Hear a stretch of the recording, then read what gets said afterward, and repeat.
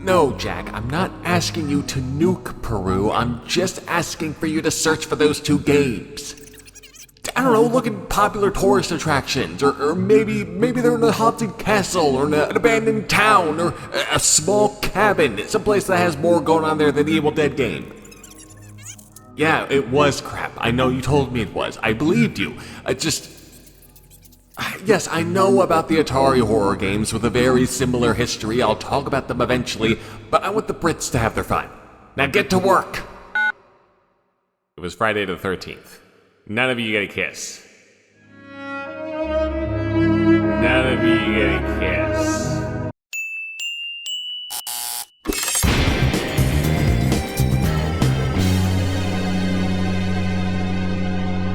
Some damn enchiladas! Friday the 13th, another beloved horror franchise with even more sequels, more spin-offs, more comics, about as many games too, all mostly following the wonderful adventures of the legendary killer known as Jason Voorhees. It's not all about Jason though, it's also about his mother, his copycat, an endless array of horny teenagers getting punished for being horny, George McFly, Kevin Bacon, and who could forget Mike Matei. Personally, I consider him canon to the series, don't at me. And watching the series in one long streak is highly recommended, if only to experience the sweet vistas of Crystal Lake again, Crystal Lake like 5 more times, Manhattan, space, reboot hell, actual hell. It's a mess. A popular mess, to be sure, but a mess. Like the result of the slasher template at its most basic and most dumb, being milked to shit. Now, I'm not trying to be snobbish here, sticking my nose up at the inferior slasher films.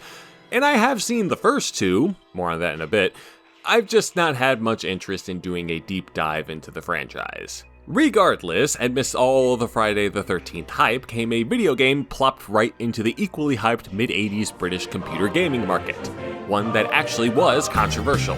Sure, the movies were controversial in their own right, especially in the UK, but not on the historical level we peered into during the last episode. Its movies only made it on the list of films that the police couldn't prosecute against stores for, but could still confiscate and destroy.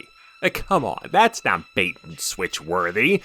So let's put a laser focus on the game this time, and we'll start once again with the listed publisher/developer, Domark. This team was headed up by another duo of fools, Dominic Wheatley and Mark Strachan. And much like our previous duo, they had no programming or artistic experience when entering this industry. I do see what they did with that name, though, and that's a big old hint towards the experience they did have. And it's quite a bit different from the humble beginnings of Palace's store clerks turned game designers. They was advertisers, marketers, people who got things into your faces so you could buy them. This is why the main draw for their first published game, Eureka, was a contest they held for its players, where the first person to complete the game and dial the phone number presented to them afterwards would win £25,000. Quick side note, the winner of that contest, Sir Matthew Woodley, ended up joining Domark later in the decade. Good job, Matt. Eureka was only a minor success for the company, but this is a good summation of their approach to this market. And they definitely weren't no slouch when it came to licensed content. Thanks to a rather convenient friend within the Ian Fleming estate, the two snagged the license for the latest 007 film at the time, resulting in one of the two games based on A View to a Kill. Yes, there were two of them, from different developers, at least at the same time. That is insane. Like, can you imagine two separate games from two separate publishers and developers based on the same property being released at the same time? Like in the 2000s or the 90s? That's a serious question too, I'm not sure. It probably happened. Someone ask Mini-Me, he might know. This wasn't their first major success either. That honor belongs to another project which followed the shitty Bond game, one that was based on the Trivial Pursuit board game. 2 million copies sold, according to them.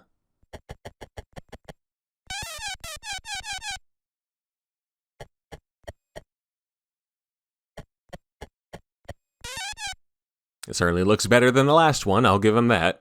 Nestled in between these releases was their Friday the 13th game, but since Domark hadn't had their watershed success yet, the pairing needed to give it some heavy marketing treatment. They'd already rented out Pinewood Studios for a press event to promote A View to a Kill, and almost had a Bond-style helicopter fly down there to deliver copies of the game directly to event goers, so clearly, these fellows would do anything to spread the word. Domark held another press event at Ye Olde Cheshire Cheese, one of London's oldest and most esteemed pubs. Having decorated the place in creepy garb and the like, they proceeded to scare the shit out of the event's participants by having Dom burst through the door dressed up as Jason, wielding a meat cleaver and murdering everyone in the room. It's a pretty cute idea. Jason did use a meat cleaver in part 4 after all. You might want to go back to the hacking board for the other stuff though. I don't think Thatcher's Britain would have appreciated that. In reality, the high-pressure press had been shown an early version of the game, and a representative from Crash magazine wrote a chilling account of its frightening ongoings in their December 1985 issue.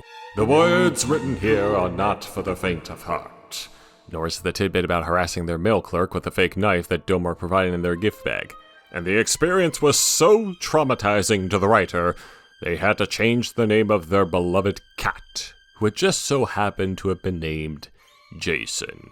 To quote them directly, "I don't want to live with a fiend like that." Oh, Jeremy, you poor soul. I'm so proud of you for regaling us with this 100% accurate recounting of these terrible events. I too had to change my old cat's name after it got hit by a car. Rest in peace, Pinto. Domark didn't get sued for giving these people heart attacks or whatever though. It was another bit in the marketing that got them attacked, and coincidentally, Crash magazine had a hand in these affairs. This issue not only featured Jeremy's fantastic narrative skills, it had this sweet looking cover art drawn by the magazine's regular graphic artist and one of its founders, Oliver Frey. Quick side note here too, when I say his work was graphic, I mean graphic. Ollie's life contributions ranged from the comic art in the pre-title sequence of the 1978 Superman film, to a number of serials written for gay porn magazines, which had influenced many a gay creator. Put it to you like this, without Oliver Frey's art, we may not have modern Doctor Who. That's God's business, though you are a royal beauty. Whoa, Nelly. I know for a fact you've got a wife in the country. But Martha, this is town. Come on, we can have a good flirt later. Is that a promise, Doctor? 57 academics just punched the air. Now move! That wouldn't happen for another 20 years though, so we just have to settle with British folks being super mad about this cover, as well as the pictures of the event and the screens from the film that you see here in Jeremy's editorial, and the advertisements for the game in question, which doubled as its cover. I've no doubt that these were featured in other magazines, but Crash received quite a few complaints about it anyway, and they were nice enough to publish some of them and even respond to them in the forum column of issue 25. I'm not going to force any of y'all to listen to my terrible British accents again, so if you want to read through them yourself, and a somewhat related letter I found in a future issue that I thought was very funny, you can find them linked with the other sources below. What I will say is that they're about as vitriolic and inconsistent as you could expect from mid-80s video game discourse, the more things change, and in case y'all thought these were written by folks just wanting to be featured in this column, or completely made up by the column's writer, a separate magazine, Sinclair User, reported that the ads ended up being removed by Domark due to these and other complaints they've been receiving, and that the game's cover had to be changed in order to be sold in one specific store, John Menzies. Oh, okay, John, whatever you say. Now, Dominic claimed that the rights holders were responsible for the idea of making this the cover, but they would submit to the store's demands by making a small change to it. This small change involved cutting out the bloody, stabby Jason hockey mask image, leaving behind this blank black area of nothingness. Simple enough, I suppose. Just looks kind of silly now, but again, simple enough. And at least these John Menzies shoppers won't be forced to look at this monstrosity any longer. One that's not even an original work. Y'all Friday fans might have already recognized it, but for those who haven't, this cover art was just repurposed from the promotional poster of the Friday the 13th Part 4 film, the one with the ironic subtitle of The Final Chapter. It definitely makes the idea that Paramount, or UIP, whoever it was, were the ones behind the game cover more plausible. Does save them money on getting new art made and all that.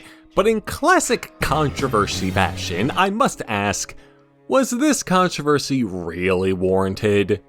Well, one look at the wildly different UK poster for the film, and I now understand their horror. That's not a bunch of oil that Jason spilled onto his mask while cleaning it with a knife.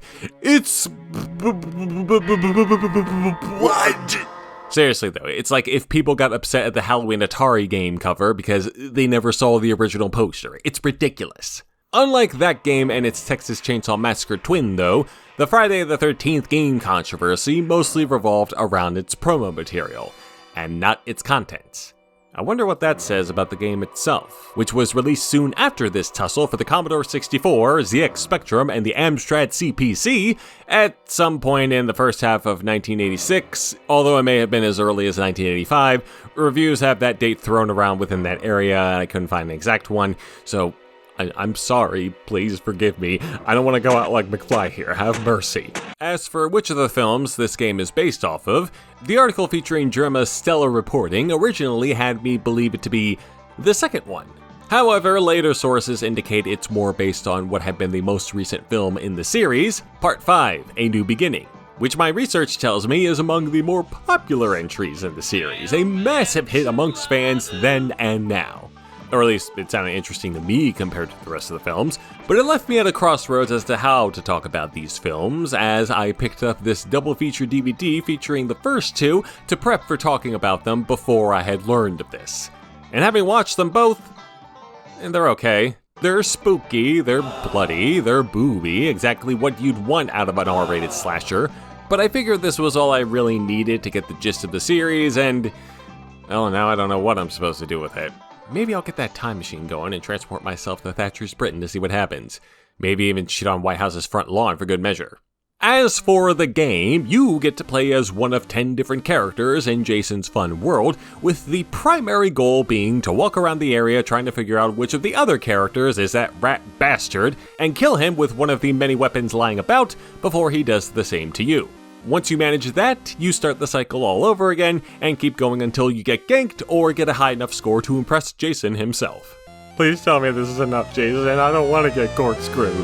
The premise hints at a deductive approach to the gameplay, maybe figuring out which of these bozos is Jason with his newfound emo look, oh wait, sorry, forgot it was the 80s, goth look, perhaps basing your reasoning on clues you could find in the game world or through dialogue with other characters. It would make sense given the whodunit nature of Part 5, and it would make for an interesting concept for a 1986 computer game.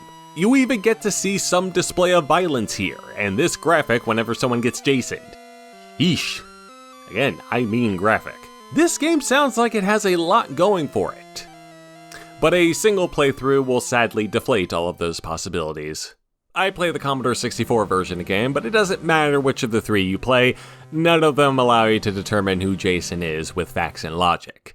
Instead, you either have to wait for the kills to start, or for the music to change indicating Jason is about, or randomly encountering the guy after he's morphed out of his disguise, then go from there. There are a couple hints as to figuring out who he is. According to the manual, Jason first goes after the person with the highest panic rating, and this GameFAQs guide does further break down the various AI behavior as well as the exact manner in which the game places its NPCs at the start of each round, so I guess you could memorize these seeds and deduce who Jason is from there, but it's a lot of pointless effort for something that is easily resolved by hacking away at anyone in your vicinity without penalty. Now that panic meter is also an aspect of whoever you get stuck with, as it rises bit by bit whenever they see Jason committing a murder, or after Jason's music stops, or after a thing happens. Visualized here with your character's hair getting higher and higher and higher like their Studio Ghibli character.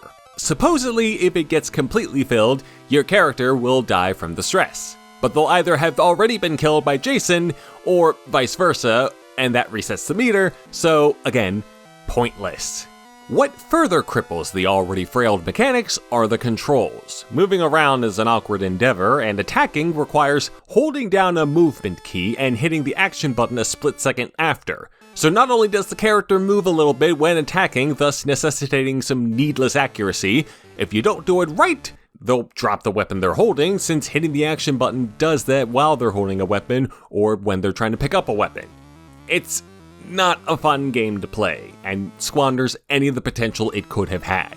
And for one final cleavage to the face, Domark were not the ones who developed the game at all. By admission, neither Dom nor Mark had any involvement with the actual game creation process until Trivial Pursuit. So who did develop Friday the 13th? Well, that would be a small team going by the name of Applied Systems Knowledge, or ASK for short. As their name would imply, they had spent several years beforehand developing educational titles for less powerful computers. And yet Domark approached them to develop this non-educational horror game. Per this interview with two of the company's former members, Brian White and Tony Bickley, the team weren't entirely sure as to why they had been chosen, although they surmised that Domark had been turned down by several companies already who could make a game like this, and considering that ASK were only given 2 months to finish this project, as Domark had only acquired the license for the franchise in the previous October, it didn't sound like it was a job worth taking anyway. But they did, and guess what? It was a rush job.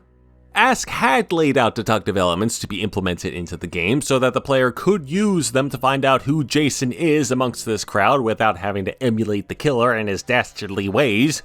There were even going to be story elements and segmented levels instead of the infinite loop the mechanics are wrapped around, and the fear meter was going to work properly, but it all got truncated or cut out entirely due to the rushed schedule. This also explains the few bugs I found in my playtime. Oh, dearie me, Jason, I'm sorry, but it's either you or me, and you're the one who got stuck on the fence here, not me.